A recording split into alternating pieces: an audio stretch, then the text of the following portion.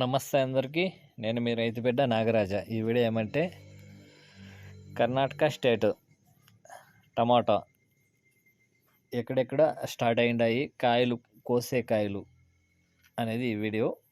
ఇంకోటి మార్కెట్కి కాయలు నాణ్యతగా వస్తున్నాయా లేదా అనేది ఈ వీడియో.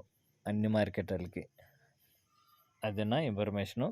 మన ఛానల్ ఫస్ట్ టైం చూస్తున్న వాళ్ళైతే సబ్స్క్రైబ్ చేయండి. ఫస్ట్ టైం చూస్తున్న వాళ్ళు మాత్రము సబ్స్క్రైబ్ చేయండి. పక్కన బెల్ సింబల్ ఉంటుంది కదా, యాక్టివేట్ చేసుకోండి. నా వీడియో నచ్చితే లైక్ చేయండి. సాటి రైతులకైతే ఈ వీడియో షేర్ చేయండి. ప్రతి ఒక్కరికి ఉపయోగం పడుతుంది రైతన్నలకి. ఓకేనా? వీడియోలకైతే వెళ్ళిపోదాము.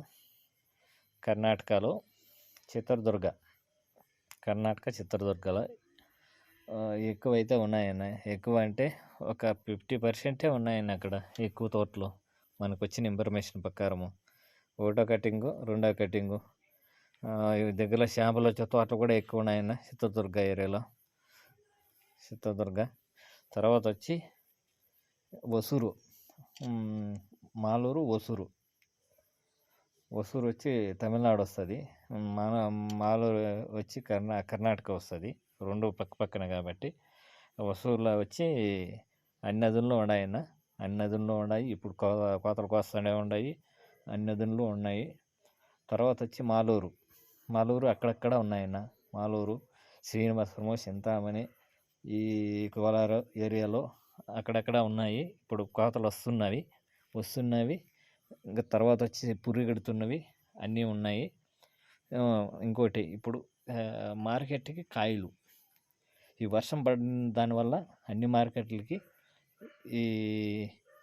ఇంకోటి ఏమంటే మన చిత్రదుర్గ ఏరియాలో ఎక్కువ వర్షం పడిందన్న. అరేబియా సముద్రంలో వాయుగుండం లేసి దానివల్ల కాయలు కొంచెం డ్యామేజ్ అయినాయి ఇన్ఫర్మేషను.